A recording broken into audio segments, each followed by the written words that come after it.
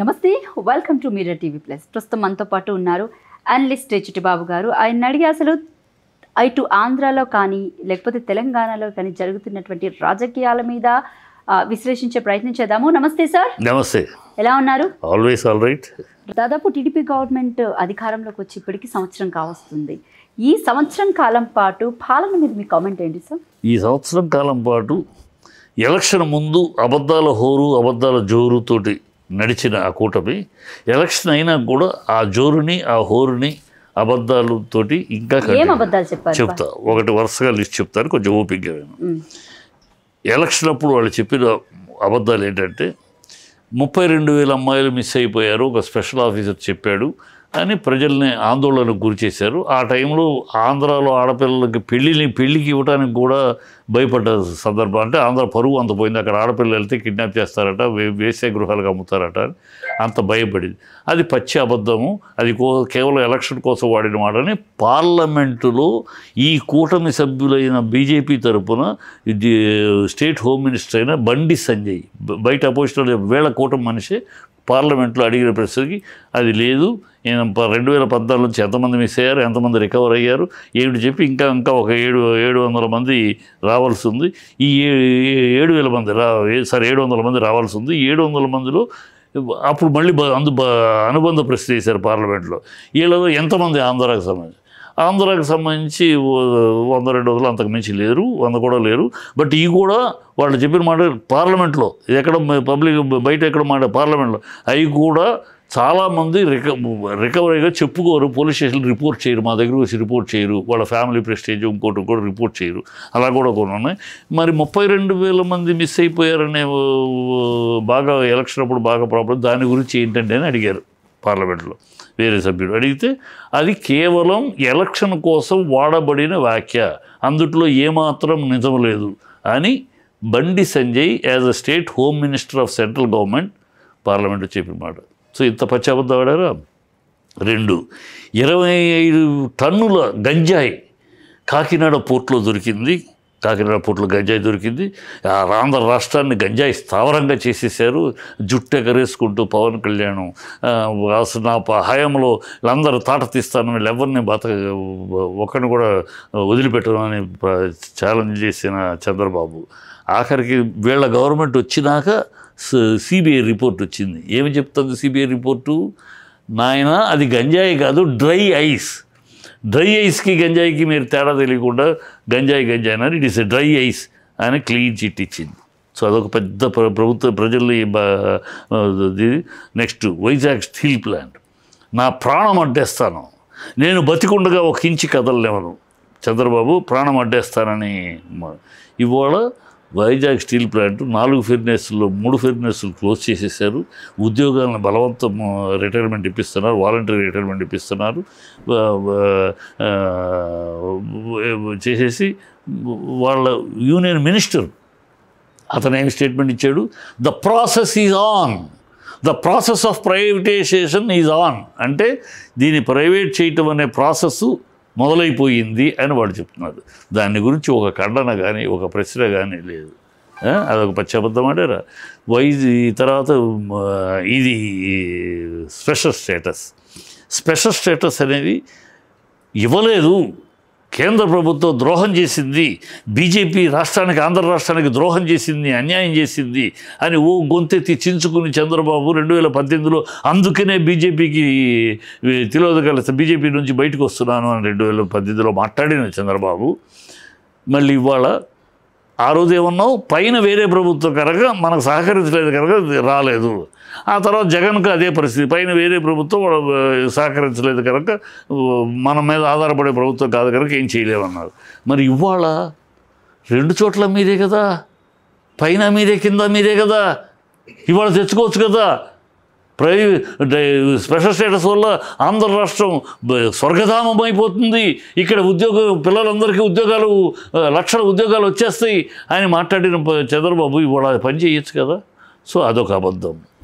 Volunteers భయపడద్దు, volunteers మీకు 5,000 నుంచి 10,000 ఇస్తాను, మీరు నాది పూచి అని చంద్రబాబు, నాది గ్యారంటీ అని. ఇవాళ వాళ్ళకి టెక్నికల్గా ప్రాబ్లం అబద్ధం ఆడతారా?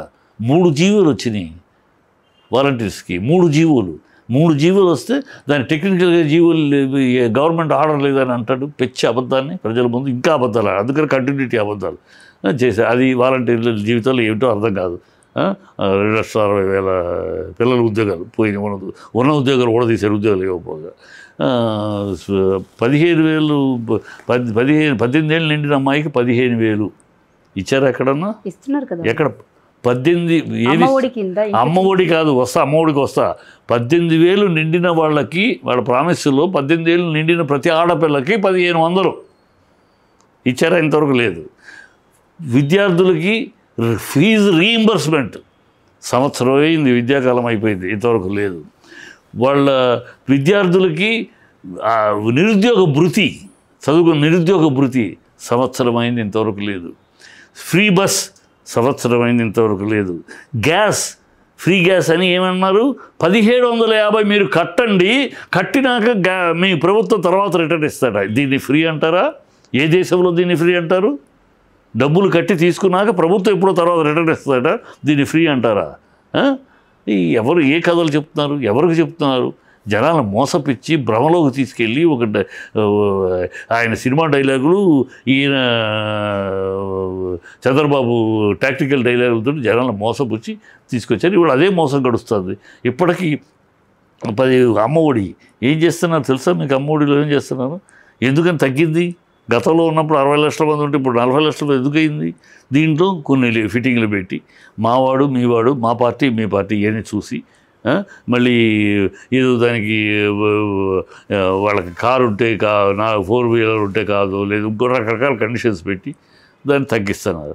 కొంతమందికి ఇస్తున్నారు, కొంతమందికి ఇవ్వట్లేదు. దీంట్లో ఓపెన్గా చెప్పాడు చంద్రబాబు, వైసీపీ వాళ్ళకి ఇండైరెక్ట్గా కానీ డైరెక్ట్గా కానీ ఏ పథకము అందించడానికి ప్రయత్నిస్తేనే ఊరుకోను అన్నాడు.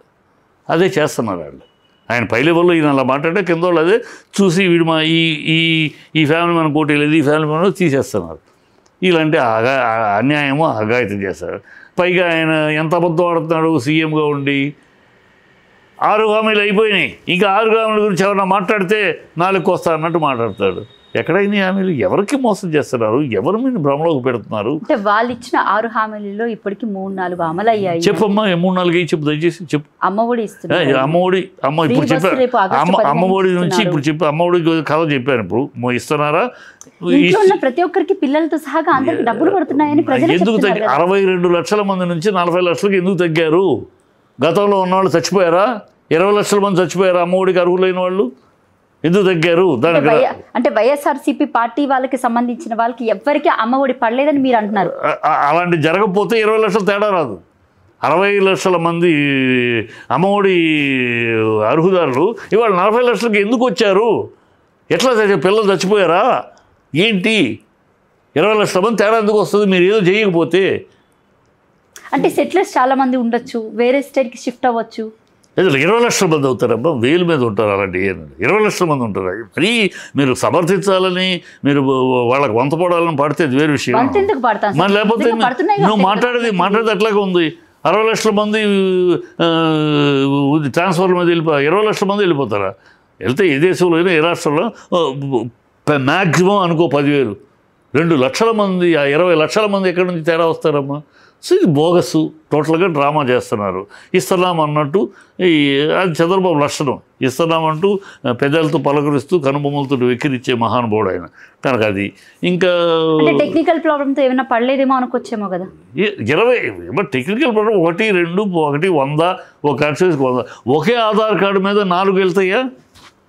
ఒకే ఆధార్ అయినా బయటకు వచ్చినాయి కదా. ఒకే ఆధార్ కార్డు మీద 4 బెనిఫిట్లు ఉంటాయా? అంటే టెక్నికల్ ప్రాబ్లం వల్ల ఇలా ఉంది. 5 నెలలు టెక్నికల్ ప్రాబ్లం నేను ఒప్పుకుంటా, జరగచ్చు ఎక్కడైనా. కానీ టెక్నికల్ ప్రాబ్లం ఉంటే 20 లక్షలకు రాదమ్మా.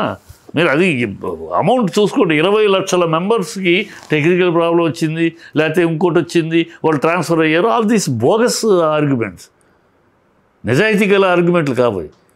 ట్రాన్స్ఫర్ అయితే 10 మంది అవుతారు, 10,000 మంది అవుతారు. పోనీ 1,00,000 మంది అయ్యారు అనుకుందాం నీ మాట కోసం. అంతకుమించి ఎవరు కదా ఒక రాష్ట్రంలోంచి ఒక రాష్ట్రానికి 20 లక్షలు తేడా ఎందుకు వస్తుంది? సో ఇట్ ఇస్ వాళ్ళు ఈ కంటి తుడుపు చర్యలు చేస్తున్నారు. అభివృద్ధి బాగానే జరుగుతుందని. ఏం అభివృద్ధి చెప్పమ్మా? ఒక్కటి చెప్పు. పవన్ కళ్యాణ్ డిప్యూటీ సీఎం అయిన తర్వాత ఎట్లేదనంటే ఆయన మున్సిపల్ మంత్రి అయిన తర్వాత రోడ్లు అవి బాగానే వేస్తున్నారు. ఓకే ఓకే కదమ్మా, నీ మాటకి చెప్తా. చెప్పండి. రోడ్లు వేసే విధానం ఎట్లా అంటే అబ్బా, రోడ్లు వేసారు ఊరి షోలు చెప్పులు లేకుండా నడిచినట్టు ఫోటోలు తీసి ఫోటో షోలు కాదమ్మా. నువ్వు ఒక డిప్యూటీ చీఫ్ మినిస్టర్వి, నీకు ఒక ఆఫీస్ ఉంది, నీ ఆఫీస్ పక్కన నీ పక్కన ఆఫీసర్స్ని కూర్చోబెట్టుకుని ఇవాళ టెక్నాలజీని వాడుకుని వర్చువల్గా అక్కడ ఆఫీసర్స్కి వర్చువల్ కెమెరా పెడితే వాళ్ళు వర్చువల్గా రోడ్లన్నీ చూపిస్తూ ఉంటారు. ఒక్కొక్క రోడ్డు ఆ రోడ్లన్నీ చూపిస్తూ ఉంటే ఒక్కొక్క రోడ్డు చూపిస్తూ ఉంటే ఒక్కొక్క రోడ్డు ఒక డెఫిసిట్ని బట్టి ఇదిగో ఈ రోడ్డు డెఫిసిట్, ఇక్కడ ఇన్స్ట్రక్షన్, ఈ ఆఫీసర్కి ఇన్స్ట్రక్షన్ ఇస్తే అలా రోజుకు 10 రోడ్లు చేయొచ్చు. నీకున్న టెక్నాలజీ నేను ఎవడో రోడ్డు మీద చెప్పులు తీసినాడో షో చేయమన్నా, షో కాదు. నువ్వు యూఆర్ సిన్సియర్, నీ దగ్గర చిత్తశుద్ధి ఉంటే నువ్వు ఆ కూర్చుని ఆఫీస్ సీఎంగా ఉన్నప్పుడు మరి రోడ్లు ఎందుకు వేయలేదు? జగన్ చెప్పాను. మీరు పీకింది చెప్పమంటే జగన్ ఎందుకు పీకలేదు? జగన్ పీకలేదు కనుక జగన్ కూర్చోబెట్టారు. ఇంకా జగన్ జగన్ భజన ఎందుకు మీకు? మీ ఈ భజన చేయండి. మీరు పీకింది ఏంటి, మీరు పీకాల్సింది ఏంటి చేయండి, మాట్లాడండి. మాట వెళ్తే జగన్ పవన్ కళ్యాణ్ ఎన్ని అబద్ధాలు సీఎం అయినాక, 1 కాదు 2 కాదు, ఒకటి అతను జీవితం అంతా అబద్ధాల కోరు. ఏమిటన్నాడు? నేను కూటమి కుల రాజకీయాలు వద్దన్నాడు. కుల రాజకీయాలు వద్దన్నవాడు మీరు కాపులందరూ నాకు ఓటేస్తే నేను రాష్ట్రం మీద ప్రేమ పోయిన కులం మీద ప్రేమ పెట్టండి, మీరందరూ ఓటేస్తే నేను సీఎం అవుతా అన్నాడు. నెక్స్ట్ కుటుంబ రాజకీయాలు వద్దన్నాడు. ఎమ్మెల్సీ సీట్ ఇవ్వాలంటే తన అన్నకి ఇచ్చాడు. ప్లస్ నెక్స్ట్ నేను క్రిస్టియన్ అబ్బా, నేను బాప్టిజం తీసుకున్నాను అబ్బా, మా కూతురు క్రిస్టియన్స్ అబ్బా, నా పెళ్ళాం క్రిస్టియన్ అబ్బా, నాకు జ్వరం వస్తే మా నాన్న యేసుప్రభుకు ప్రార్థించాడబ్బా, నా కొడుక్కి ప్రార్థన జబ్బు చేస్తే నేను మా మేరీకి మీద ప్రేయర్ చేశాను అని అన్న నోరుతోనే అసలు ఈ దేశంలో మత కలవల కారకులు హిందువులే, హిందూ పెద్దలే అన్న నోరుతోనే తిరుపతి లడ్డూని గురించి ఇన్ఫర్మేషన్ సగవంతు మేరకు తెలియకుండా వాగింది, కోర్టు దగ్గర చివాట్లు తింది, తన వాక్యాలే. మళ్ళీ అదే నోరు అదే నోటితోటి నేను సనాతని, ఆమె సనాతని అంటాడు. సనాతనులు ఎవరు 3 పెళ్ళిళ్ళు చేసుకోరమ్మా. సనాతనులు ఎవరు వేరే మతస్థులను పెళ్లి చేసుకోరమ్మా. ఇదొక అబద్ధమా? ఇదొక డ్రామానా? నెక్స్ట్ అది డ్రామాలు ఒక్కొక్కటి. పర్సనల్ లైఫ్ గురించి ఎందుకు వెళ్దాం? పర్సనల్ లైఫ్ ఏంటి, పొలిటికల్ లైఫ్ ఏంటి, పర్సనల్ లైఫ్ ఏంటి? ఇది పర్సనల్ లైఫ్ ఎట్లా అవుద్ది? నువ్వు మతం మార్చి ప్రజలను రెచ్చగొట్టి పెళ్లి గురించి తీస్తే పర్సనల్ లైఫ్ అవుద్ది కదా సార్. ఇది పెళ్లి పర్సనల్ కాదు. నువ్వు సనాతని అంటున్నావు కానీ అడుగుతున్నావు. సనాతని 3 పెళ్ళిళ్ళు చేసుకోడు. నువ్వు సనాతని సనాతని ఎందుకు మాట్లాడుతావు? ఇన్నాళ్ళు అడగలు ఎందుకు అడుగుతావు? నువ్వు సనాతన ధర్మాన్ని ఎందుకు వాడుకుంటున్నావు? ఎందుకు దాన్ని అపవిత్రం చేస్తావు? ఒకసారి క్రిస్టియన్ అంటావా, ఒకసారి దేవుడు లేడంటావా, ఒకసారి నీ ఇష్టం వచ్చేట మా అబద్ధాలు ఆడతావా జనాల దగ్గరికి వచ్చి? సినిమా డైలాగులా? సినిమాలో వేషానికి ఒక్కొక్క సినిమాకు ఒక వేషం ఇచ్చినప్పుడు మాట్లాడినట్టు మాట్లాడతావా? లీడర్వా నువ్వు ప్రజానాయకుడువా? నువ్వు ఒక ప్రజానాయకుడు అంటారా నిన్ను? ఇన్ని అబద్ధాలు, నిలకడలేదు, నిబద్ధత లేదు, నిజాయితీ లేదు. సంక్షేమం తప్ప అభివృద్ధి ఏమైనా ఉందా? ఏముందో చెప్పమ్మా. నాకు కనబడి ఏమీ లేదు. ఏమీ లేదు. పవన్ కళ్యాణ్ ఇచ్చాడు, అబద్ధాలు పెంచాడు. అక్కడికి వెళ్ళి తమిళనాడులోకి వెళ్ళి ఏమా జ్ఞానం ఉన్నవాడు ఎవడో మాట్లాడు. తమిళనాడుకి వెళ్ళి ఏం మాట్లాడుతున్నాడు? మురుగుడు నా కల్చర్ నేపాడు, తమిళనాడు కల్చర్ నేపది. మురుగుడికి నా మీద భక్తి ఎక్కువ, ఈయన మీద మురుగుడికి భక్తి ఎక్కువ. ఎవడన్నా నాకు మురుగుడు అంటే భక్తి ఎక్కువ అని అంటే అర్థం ఉంది. కానీ మురుగుడికి నా మీద భక్తి ఎక్కువ, ఈయన మీద మురుగుడికి భక్తి ఎక్కువ. ఈయన దేవుడా? ఏం పిచ్చి వాగుడు నోటుకు వచ్చిన అర్ధజ్ఞానం, అజ్ఞానం, ఆవేశం తప్పితే ఏమీ లేడు. అది వాగుడు. అతన్ని గొప్ప నాయకుడు చెప్పాలా, గొప్ప సేవ చేస్తాడని చెప్పాలా, గొప్ప డెవలప్మెంట్ చేస్తాడని చెప్పాలా. హీరోగా వేరు, హీరోగా అందరం మెచ్చుకునే హీరోగా రాజకీయ నాయకుడిగా నువ్వు ప్రజాసేవకుడుగా ప్రజల మధ్యకి వచ్చి ప్రజల కోసం నేను నడుగు కట్టాను అన్నప్పుడు నీ నిజాయితీ ఏంటి, నీ నీతి ఏంటి, నీ రీతి ఏంటి, నీ నిబద్ధత ఏంటి, నీ నిలకడ ఏంటి? ఒక్కటి నిలకడ ఉందా? 12 సంవత్సరాల్లో అతను రాజకీయాలకు వచ్చిన ఒక్క మాట అడిగేది. నువ్వు జర్నలిస్టువి, నువ్వు నా ఒక్క మాట అతను పార్టీ పెట్టిన కాడ నుంచి ఇప్పటిదాకా తను చెప్పిన మాటకి కట్టుబడి ఉన్నాడు అని ఒక్క మాట చెప్పాను. నాటి ప్రశ్నిస్తాన కాడ నుంచి నిన్నటి మాట దాకా ఒక్క మాటకి, ఈ 12 ఏళ్లలో అతను చెప్పిన మాట కట్టుబడి ఉన్నాడు. చెప్పు ఏమంటే పవన్ కళ్యాణ్ గారు ఈ మాట అన్నారు, ఆ మాటకి ఇప్పటికి కట్టుబడి ఉన్నాడని చెప్పండి. ఒక్కటి. నువ్వు ప్రజానాయకుడువా? నీకు ప్రజానాయకుడు అనే అర్హత ఉందా? ఆ యోగ్యత ఉందా నీకు? ఉన్న పిచ్చి ఆవేశంగా మాట జనాలు రెచ్చగొట్టి సినిమా డైలాగులు కొట్టి. మరి ఇప్పుడు జగన్ కూడా సినిమా డైలాగులు కొడుతున్నాడు కదా, జగన్ కొట్టాడా? జగన్ అన్నాడా? జగన్ అనలా. ఏమో తెలియకుండా మాట్లాడు జర్నలిస్ట్.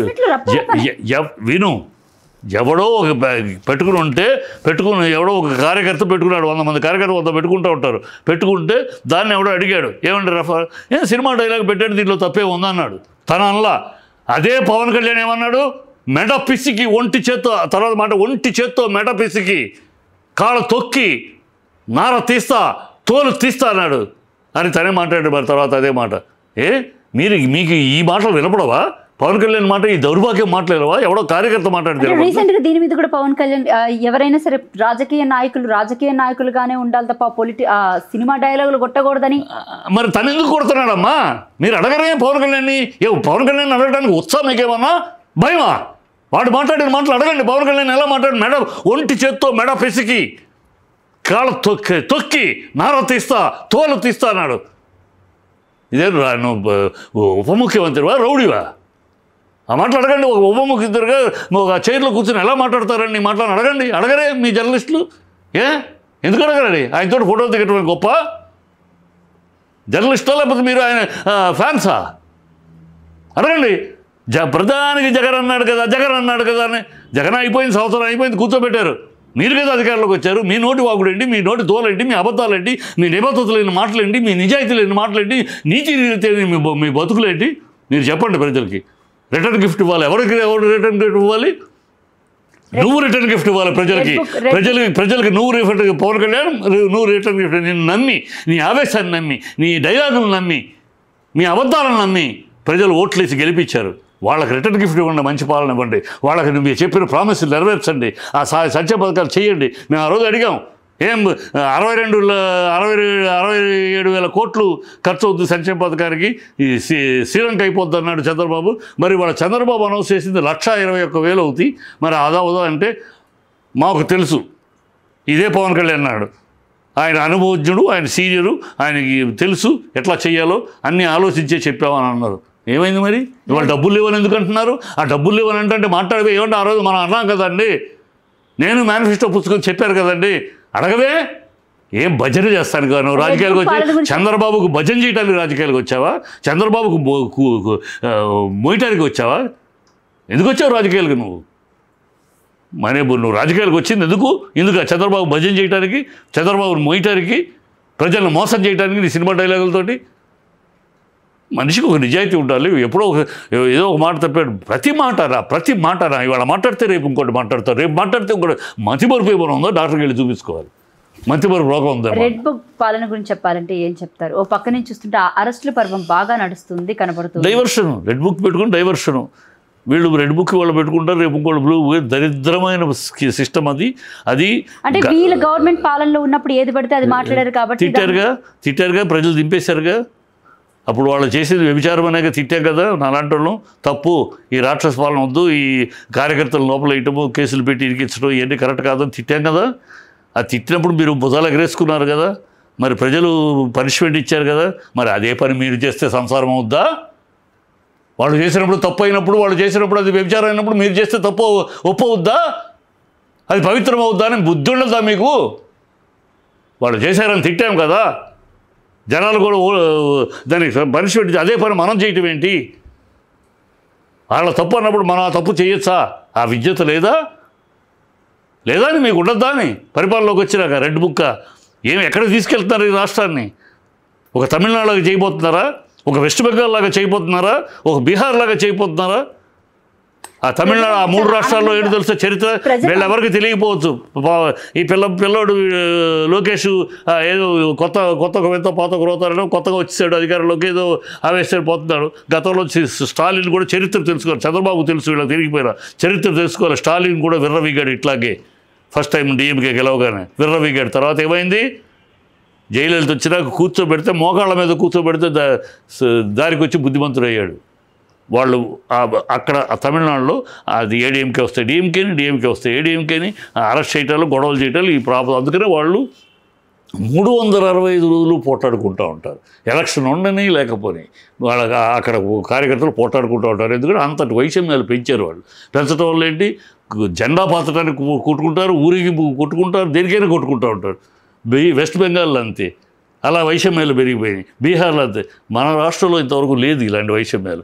ఎలక్షన్ వరకే. ఎలక్షన్ అయిన తర్వాత ఈ పగ సాధింపులు, ఈ రెడ్డు బుక్కులు, గడిది గుడ్డు బుక్కులు లేవు. ఇవాళ పిల్లాడు ఎదురు ఆవేశంగా ఉంటే చంద్రబాబు అనుభవంతో తను మాట్లాడే తప్పు ఇలా మనం చేయటంలో రేపు ఇంకోళ్ళు వస్తే వాళ్ళు చేస్తారు. ఇదే పరిస్థితి వస్తే రావణ కాష్టం వద్దు రాష్ట్రాన్ని ఇలా మనం తప్పుడు దారిలోకి తీసుకెళ్ళకూడదు.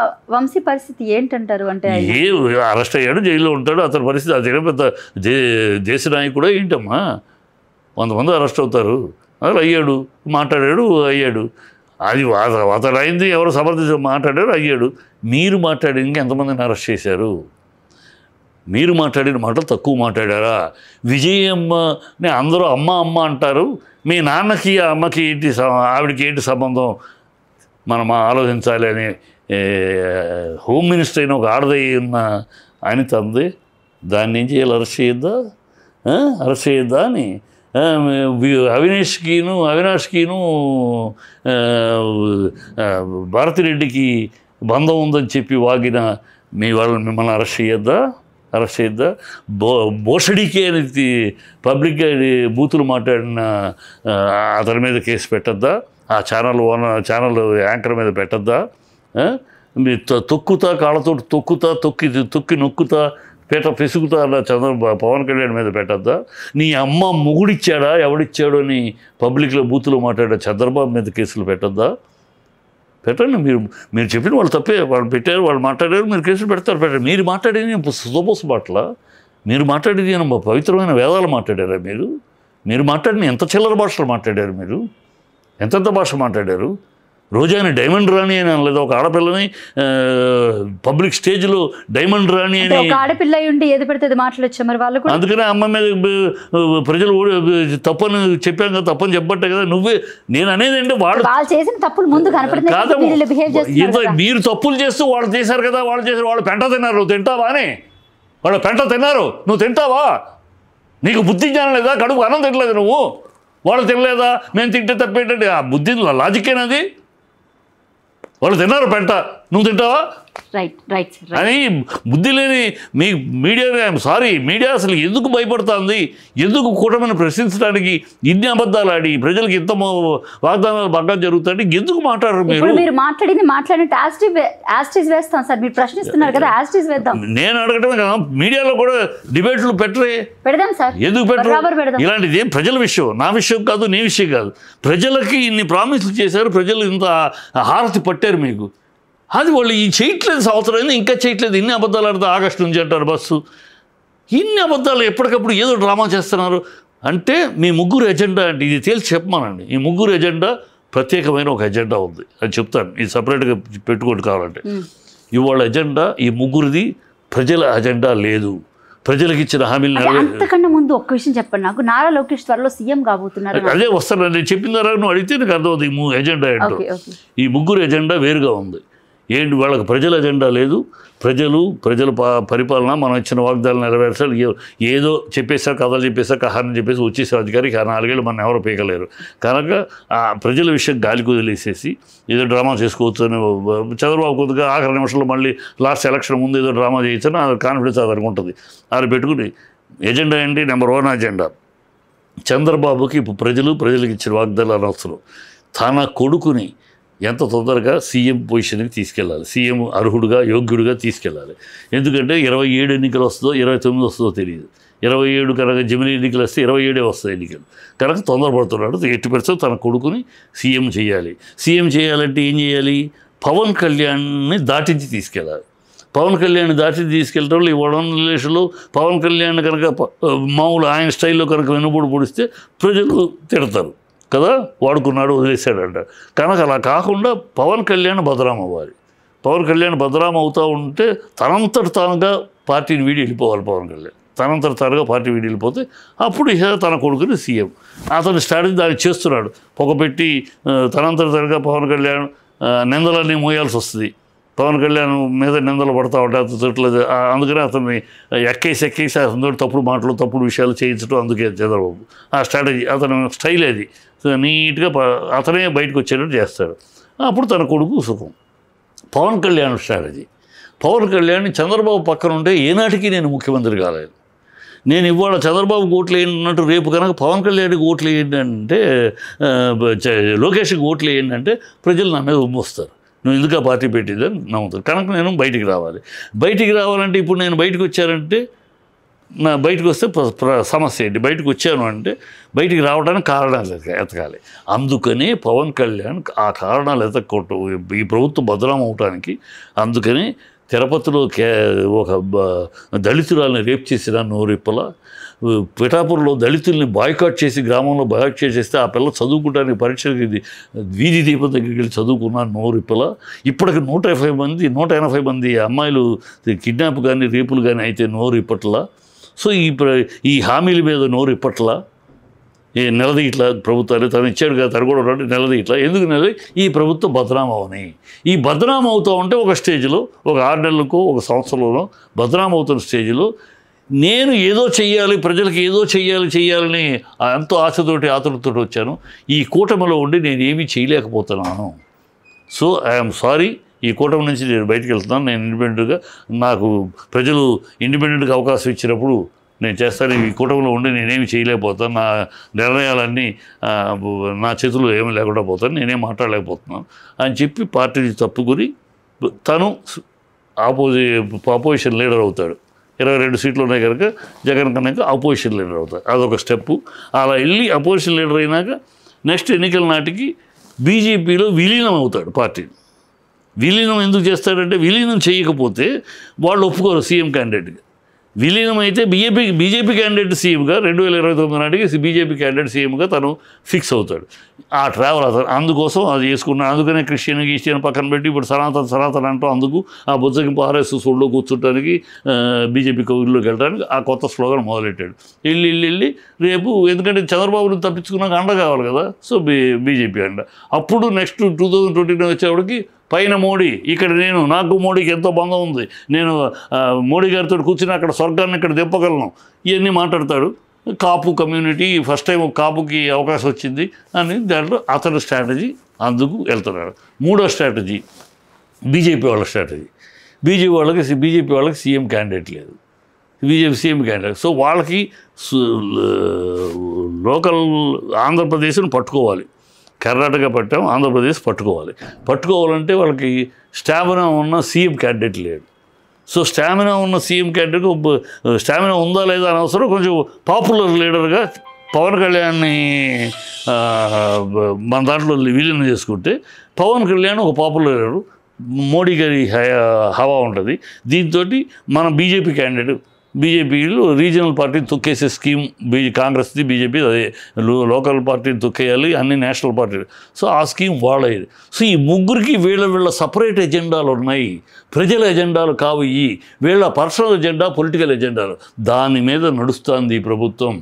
ప్రజల కోసం, ప్రజల తరపున, ప్రజలతో ఎజెండాగా నడవట్లేదు. అందుకనే ఏదెత్తినా జగన్ మీద చేయి చూపించి, జగన్ వేలు చూపించి వాళ్ళ బాధ్యతల నుంచి ఎస్కేప్ అవుతున్నారు. మీ జర్నలిస్టులు కూడా మోసపోతున్నారు.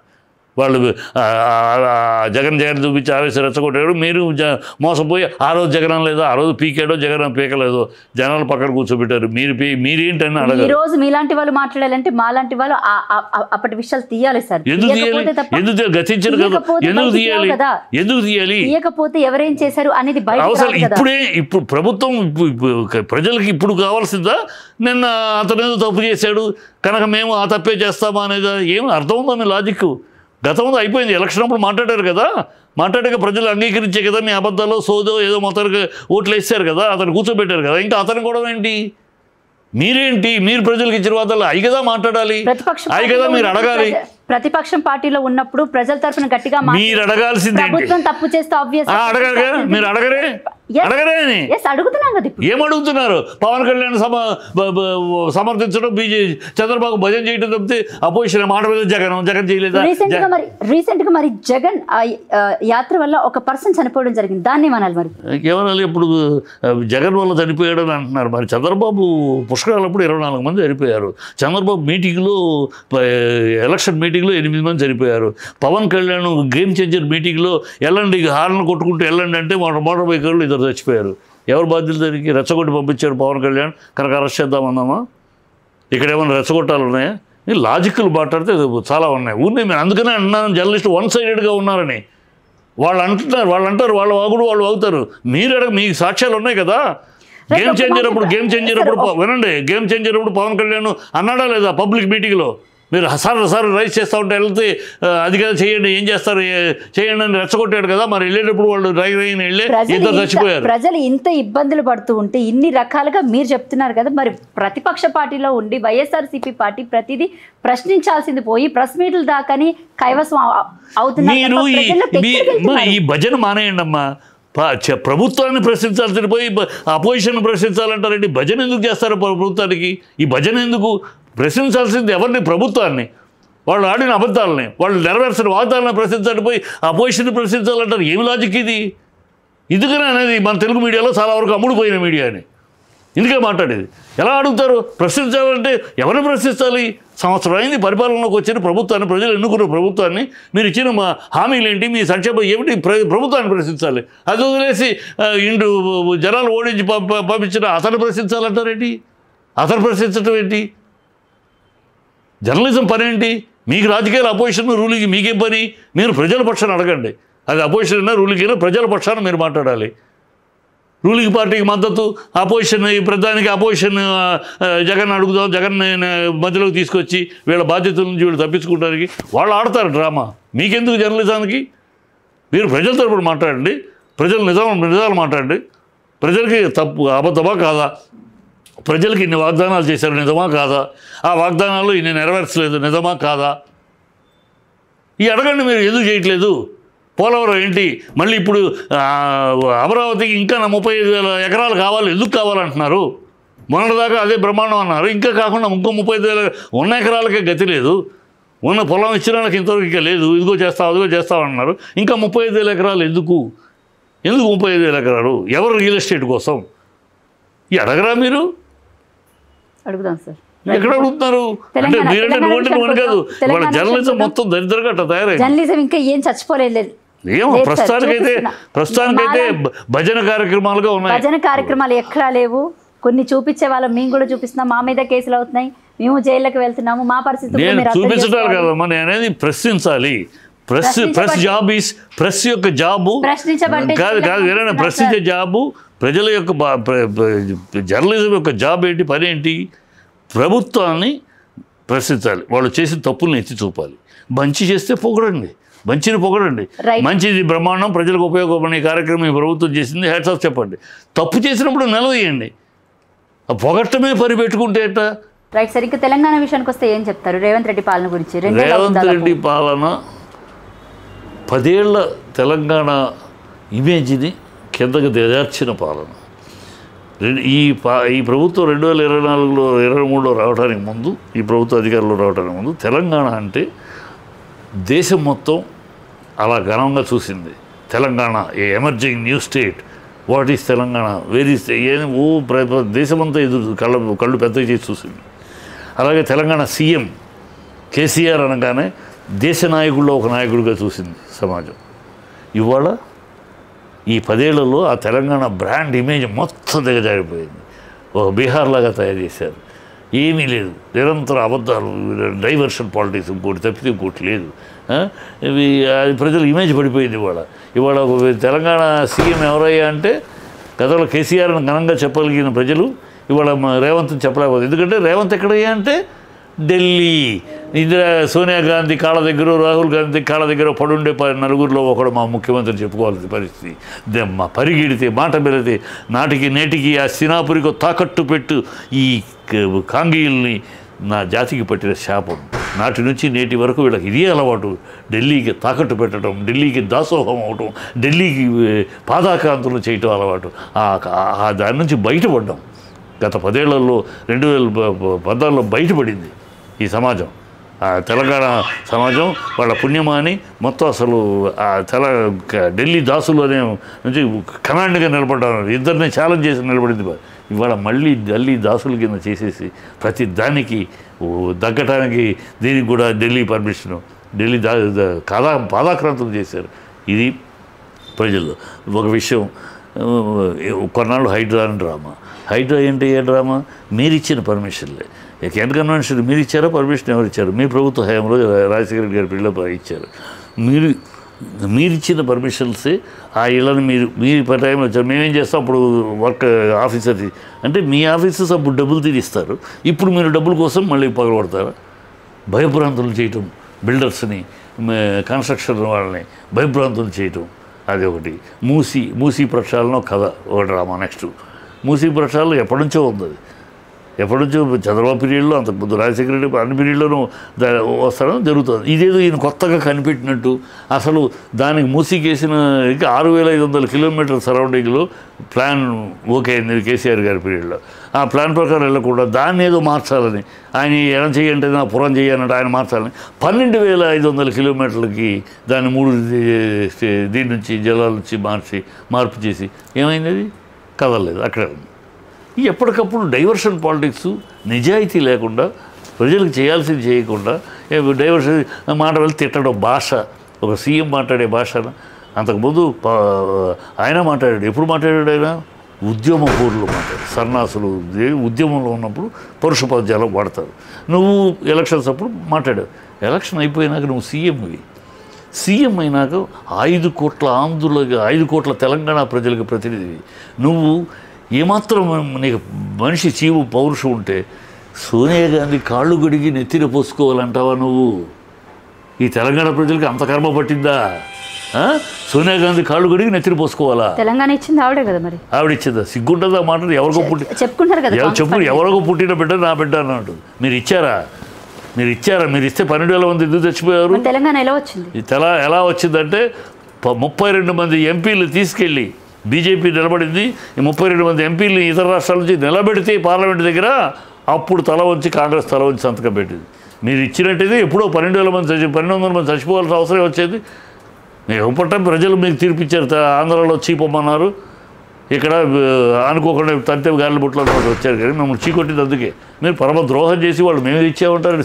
ఉద్యమంతో రాలేదు తెలంగాణ, ఉద్యమంతోనే వచ్చింది. 14 ఏళ్ల నిర్విరామ పోరాటం, నా చచ్చుడో తెలంగాణ తెచ్చుడో అన్న మొక్కవోని పోరాటం కేసీఆర్ది. అందువల్ల ప్రజల్లో చైతన్యం వచ్చింది, అందువల్ల ప్రజల పోరాటం వచ్చింది. ఆ పోరాటానికి భయపడి ఆఖరి నిమిషంలో ఇచ్చారు. రైట్. తెలంగాణ అసలు ఇచ్చారా తెచ్చుకున్నారా చెప్పండి? తెచ్చుకున్నారు. పోరాడి గెలుచుకున్న వరం అది. ఇచ్చే పుచ్చుకున్న బిచ్చం కాదు. కాంగ్రెస్ వాళ్ళు వాడే పిచ్చవాడు, వాళ్ళు ఇస్తే పుచ్చుకున్న బిచ్చం కాదు. తెలంగాణ పోరాడి గెలుచుకున్న వరం అది. పిచ్చివాగుడు వాగితే ఎట్లా? ప్రజలకు తెలియదు. ప్రజలకు అంత ఇవాళ మీరు వచ్చారంటే ఎందుకు వచ్చారు? 10 ఏళ్ళు ఇచ్చాము, మార్పు చూద్దాం, మార్పు అంటున్నారు కదా, మార్పు చూద్దాం. ప్రజలు ఏదో నమ్మారు. మరి మార్పు ఎలా ఉంది? మార్పు ప్రజలను అడిగితే చూస్తే మార్పు గందరగోళంగా ఉంది. శాపనార్థాలు పెడుతున్నారు ఆడాళ్ళు, ముసలాళ్ళు. పక్క నుంచి మరి 6 గ్యారెంటీలు అమలయ్యాయని కాంగ్రెస్ పార్టీ నేతలు కానీ మంత్రులు కానీ నువ్వు చెప్పు నాకు ఒక 6 హామీలు. మనలో మన ఫ్రీ బస్సు అందుతుంది కదా సార్? ఎక్కడ అందుతుందమ్మా ఫ్రీ బస్సు? అదే నేను అంటున్నాను. వాళ్ళ స్టేట్మెంట్లు చూసేసి మీరు అంటే కదా, మీరు అధ్యయనం కావాలి, రైతు భరోసా మీరు మీ అధ్యయనం కావాలి. వాళ్ళు అనే స్టేట్మెంట్లు ఇవ్వడానికి చంద్రబాబు కూడా మొన్న అనేసరిగా అన్ని హామీలు అయిపోయినాయి.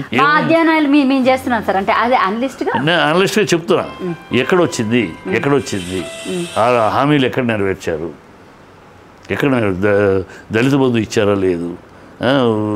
రుణమాఫీలు చేశారా? మొత్తం 48,000 కోట్లు ఉంటే ఈ 12,000 కోట్లు చేసి రుణమాఫీ చేసామంటారా? ఇవన్నీ మీరు ఎంత ఉందో రుణమాఫీ, మీరు ఎంత చేశారు? అది లెక్కలు తీయాలి. జర్నలిస్టులు తీయాలి, మా అనలిస్టులు చెప్పడం మీరు తీయాలి. ఎంత ఉంది రుణమాఫీకి, ఎంత ఉంది? 47,000 చిల్లర కోట్లు ఉన్నాయి, మీరు ఎంత ఇచ్చారు? 12,000 కోట్లు ఇచ్చి మేము రుణమాఫీ చేసేసామంటే ఎవరిని మభ్యపెడుతున్నారు? ప్రజలు అమాయకులు. ప్రజలకి ఇంత వాళ్ళకి తెలియదు పాపం కదా, ఏమిటి డీటెయిల్స్ ఏదో అనగానే వాళ్ళకి వచ్చే నీకు రాలేదా, వస్తుంది ఇలా మాటలు తప్పితే 5 ఏళ్ళు ఇలా కాలం గడిపేస్తారు. వాళ్ళు చిత్తశుద్ధి లేని పార్టీ కాంగ్రెస్ ఇప్పుడు కూడా వచ్చామా, అబద్ధాలు ఆరబోతు చేసి వస్తాము, వచ్చినాక దాచుకుంటాం, హైకమాండ్కి పంపించడం, మన పదవులు నిలబెట్టుకుంటాం, 5 ఏళ్లలో సంపాదించడం, మళ్ళీ గోతికాడ నక్కదాకా కాచుకుని కూర్చుంటాం, ఎప్పుడు అవకాశం దొరుకుతాం, మళ్ళీ ఏ అబద్ధాలు జల్లు కురిపించి ప్రజల్ని తీసుకుందాం అనే వాళ్ళ డిఎన్ఏ.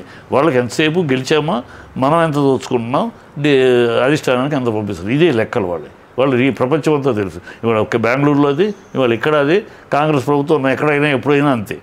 కనుక వాళ్ళు ప్రజలకి ఏదో చేస్తారు, ప్రజల గురించి ఆలోచిస్తారు, ప్రజలను మభ్యపెడతారు, ప్రజలను వంచన చేస్తారు, ప్రజలను మోసం చేస్తారు. ఒక ఏంటి సింహం గర్జించును, పాము బుసకొట్టును, పిల్లి మ్యావనును, ఎద్దు అరుచును. ఈ ఎంత నిజాలో, ఈ ఎంత పచ్చి నిజాలో, సహజ సిద్ధమైన నిజాలు కదా ఈ. కాంగ్రెస్ మోసం చెయ్యను, వంచన చెయ్యను, ప్రజలను భ్రమలోకి తీసుకెళ్ళి వాళ్ళని దరిద్రాంధకార పట్టునిష్ఠ జడ్లో నిలుపును అనేది కూడా అంతే సత్యం, అంతే నిజం. వాడి చరిత్ర చూసుకోండి. ఎప్పుడు కాంగ్రెస్ ప్రభుత్వం వచ్చినా, ఏ రాష్ట్రంలో వచ్చినా ప్రజలు మెరుగుపడరు, వాళ్ళు మెరుగుపడతారు. వాళ్ళ ఖజానాలు నిండుతాయి. మళ్ళీ మరో 5 ఏళ్ళకి సరిపడా 3 తరాలకు సరిపడా సంపాదిస్తారు. కారుకు కూడా గతి లేని వాడు కూడా కాంగ్రెస్ నాయకుడు అయిపోతే 3 బిల్డింగులకి 6 కార్లకి ఓనర్ అవుతాడు. అది అక్కడ కనుక ఈ ప్రభుత్వం ఇంతే. తెలియక ప్రజలు మోసపోయారు. ప్రజలు ఎప్పుడు అమాయకులమ్మా, ప్రజలు అంటానికి లేదు. ప్రజలు ఎప్పుడు నువ్వు ఇస్తారంటే ఆశపడతారు. ఆయన ఇచ్చాడు 10 ఏళ్ళు, ఓకే, ఇదేదో ఇంకా ఇస్తారన్నాడు కదా, ఏదో చూద్దాం అని ఆశపడ్డారు. వాళ్ళ ఆశని వాళ్ళకి ఆశ చూపి, అందుకనే గరీబీ హటావో అని ఎప్పుడన్నా ఇందిరాగాంధీ గరీబీ హటావో అయిందా? ఆవిడ బతికినంతకాలం వల్ల తర్వాత అయింది అవదు. మాటలు మాట్లాడతారు, స్లోగన్స్ పెడతారు. స్లోగన్స్ పెట్టి ప్రజలు మధ్యలోకి ఎమోషన్లోకి తీసుకెళ్ళి అది జరుగుతుంది ప్రస్తుతం కాంగ్రెస్. ఇతరులు ప్రజలు బాగా గమనిస్తున్నారు. అరే ముసలాళ్ళు శాపనార్థాలు పెడుతున్నారమ్మా, యువకులు శాపనార్థాలు పెడుతున్నారమ్మా, ఆడవాళ్ళు నోటికొచ్చే తిట్లు తిడుతున్నారమ్మా. ఎంత తప్పు చేసావు, సింహాన్ని ఇంట్లో కూర్చోబెట్టి ఈ చిట్టెలుకలకు రాజ్యం ఇచ్చామే.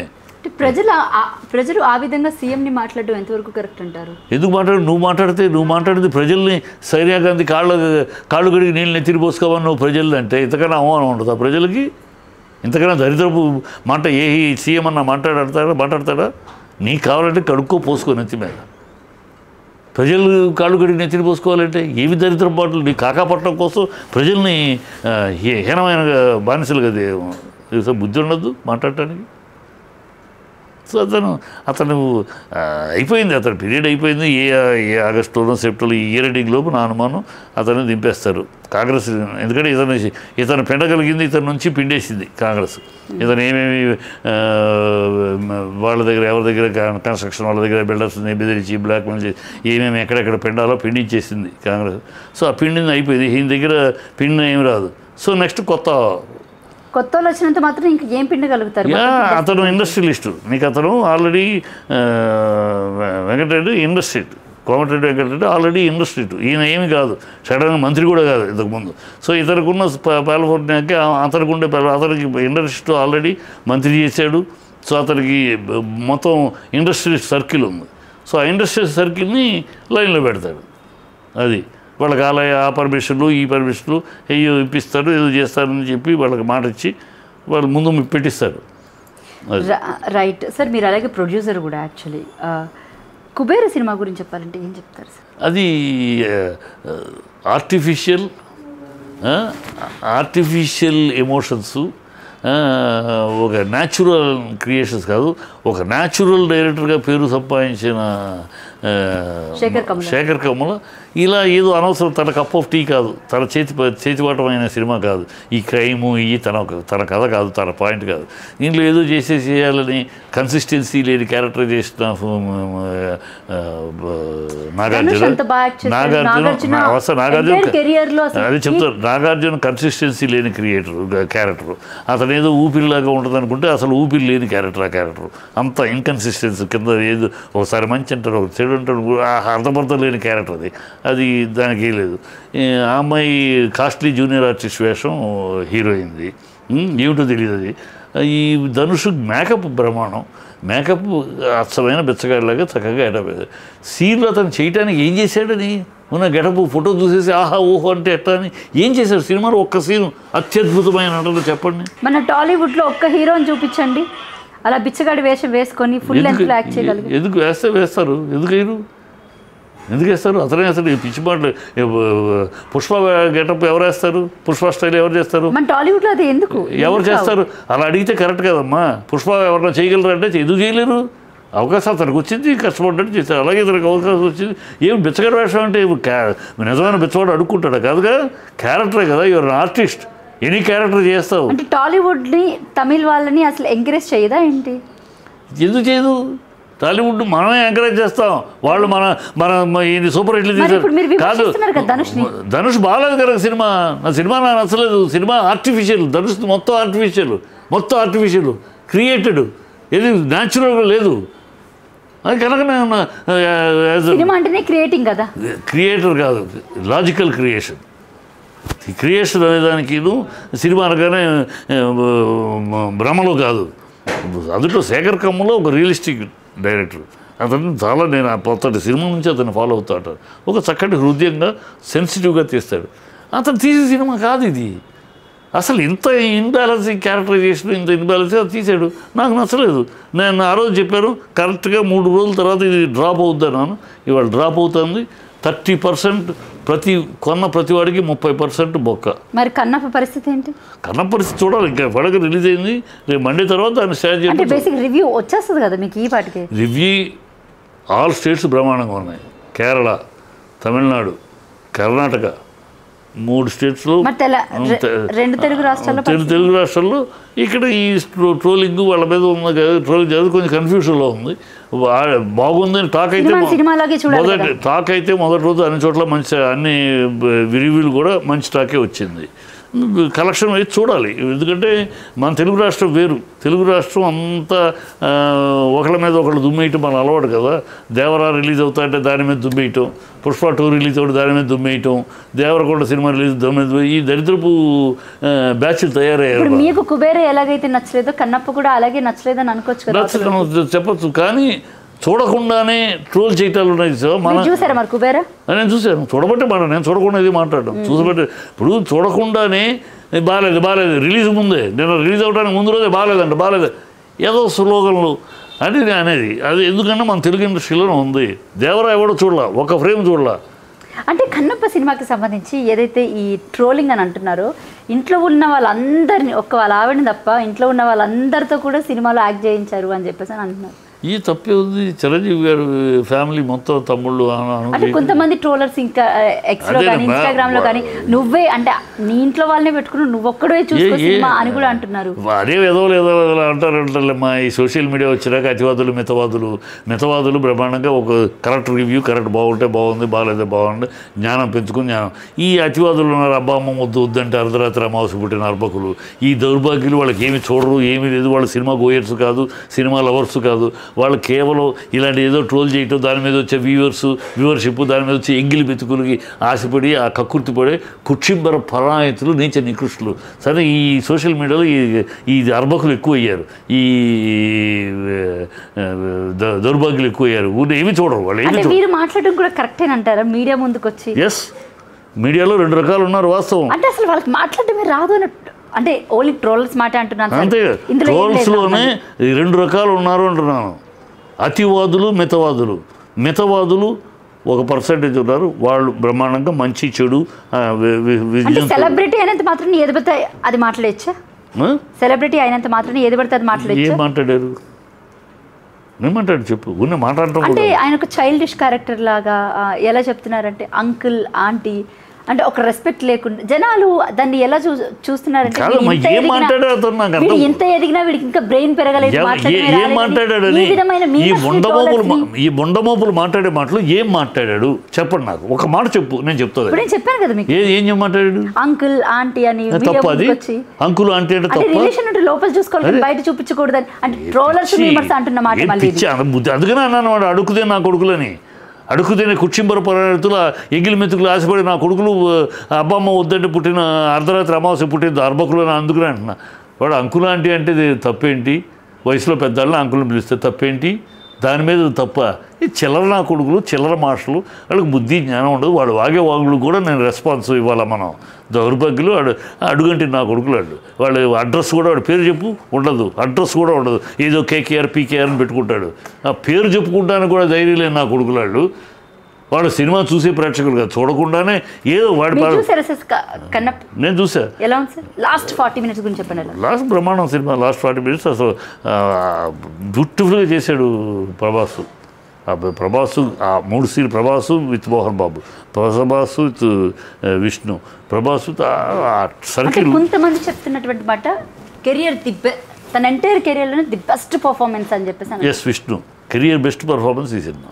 అంతకుముందు నేనే అతను మామూలు కామెడీ గిమిడీ చేస్తాడు, కానీ ఈ సీరియస్ పర్ఫార్మెన్స్ ఎట్లా చేస్తాడు అనేది నాకు మైండ్లో డౌట్ ఉంది. అంటే డౌట్ అంటే ఇంతవరకు చూడలేదు కదా. ఇవాళ ఫస్ట్ టైం ఎంతో బ్యాలెన్స్డ్గా డైలాగ్ డిక్షన్ కూడా, గతంలో ఇంత డిక్షన్ ఉండేది కదా విష్ణుకి, కొంచెం నాలుగు మడత పడేది. అందుకనే అతను అది కూడా కామెడీ చేసేవారు. అది కామెడీలో కూడా వెళ్ళిపోయేది. ఇప్పుడు దానికి కూడా డైలాగ్ డిక్షన్ కానీ, ఎక్స్ప్రెషన్, డైలాగ్ చెప్పేటప్పుడు ఎక్స్ప్రెషన్ కానీ చాలా బ్యాలెన్స్డ్గా, చాలా గొప్ప పర్ఫార్మర్గా శివరికి ఇప్పుడు కంట తడి పెట్టించాడు.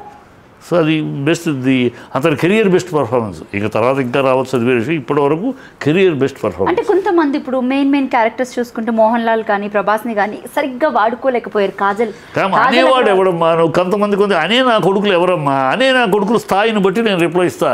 ఎవడో రోడ్డు మీద వెళ్ళి నా కొడుకు ఏదో వాగిన దానికి నేను సమాధానం ఎక్కడ చెప్పాలి? అనే నా కొడుకు ఎవడు? పబ్లిక్లో ఎవడు పేరు ఊరు ఉన్నాడు ఎవడన్నా విమర్శించాడా? ఎవడో గాలి నా కొడుకు ఏదో మాట్లాడతారు, దానికి మన సభలో గాలి నా కొడుకు గాలి మాటలు మాట్లాడతారు. వాడికి ఏం తెలుసు అని వెంటనే తెలియదు అడిగి. పబ్లిక్ లాస్ట్ 40 నిమిషాల గురించి ఇచ్చిన రివ్యూ తీసుకుంటారు, కానీ ఈ చిన్న పాయింట్స్ మాత్రం తీసుకోరా? ఈ 40 నిమిషాలు రివ్యూ చేసినవాడు ఆ మాటలు మాట్లాడు. ఎందుకంటే ఇంటర్వల్ బ్లాక్లో మోహన్ లాల్ రావటం ఎంత పవర్ అయింది, ఆ ఈ సీక్వెన్స్ తెలియడం తెలుసు. వాడు మాట్లాడాడంటే పిచ్చ నా కొడుకు, ఏమి తెలియదు నా కొడుకు, ఏదో గాలి వాగుడు వాగేవాడు. ఆ ఇంటర్వల్ బ్లాక్లో వస్తాడు మోహన్ లాల్. వచ్చినాక ఆ సీన్ మామూలు ఇన్ఫర్మేటివ్ సీన్, ఇన్ఫర్మేషన్ చెప్పే సీన్ ఎప్పుడు డల్గా ఉంటుంది. అలాంటి సీన్లు, అలాంటి సీన్ని మోహన్ లాల్ని పెట్టడం వల్ల మోహన్ లాల్ యొక్క హైట్ ఆఫ్ పర్ఫార్మెన్సు, ఆ సీక్వెన్సు అలా లేపింది. ఆయన జస్ట్ అది హిస్టరీ చెప్పడమే, హిస్టరీ చెప్పేది. అది ఏమీ తెలియకుండా మోహన్ లాల్ ఇంకా వాడుకుండాల్సి, మోహన్ లాల్ని మొత్తం సినిమా కొడతారా? ఆ క్యారెక్టర్ అంతే, క్యారెక్టర్ ఎంతవరకు అంతవరకే వాడతారు. పిచ్చిన కొడుకులు తెలియకూడదు. త్వరలో హరిహర వీర మల్లు సినిమా కూడా రిలీజ్ కాబోతుంది, ఏం చెప్తారు? సినిమా ఆడిద్దంటారు? చూద్దాం, దాని గురించి ఇప్పుడే తొందర ఎందుకు? దానికి పవన్ కళ్యాణ్ గారు చేస్తున్నటువంటి ఏమో డిప్యూటీ సీఎం అయితే పెద్ద ప్రజలు పిచ్చి మాటలు ఏ రోజు చూద్దాం, అది రిలీజ్ అయ్యే రోజు అప్పుడు మాట్లాడదు. దానికి ఏమిటి వస్తాయి రివ్యూలు ఏంటి దాని గురించి. ఏదో అసలు ఏదో పవన్ కళ్యాణ్ సినిమా అంటే ఏదో ప్రపంచంలో పెద్ద వింతలాగా 100 సినిమాలు అవుతున్నాయి. ఈ సినిమాలో అది ఒక సినిమా రేపు అవుద్ది, అయినా చూద్దాం. Right sir, thank you sir, thank you so much మీ విలువైన సమయాన్ని మాకు కేటాయించినందుకు. ఇది చిట్టిబాబు గారితో ప్రత్యేక ఇంటర్వ్యూ. మరొక ఇంటర్వ్యూతో మళ్ళీ కలుద్దాం. Thank you.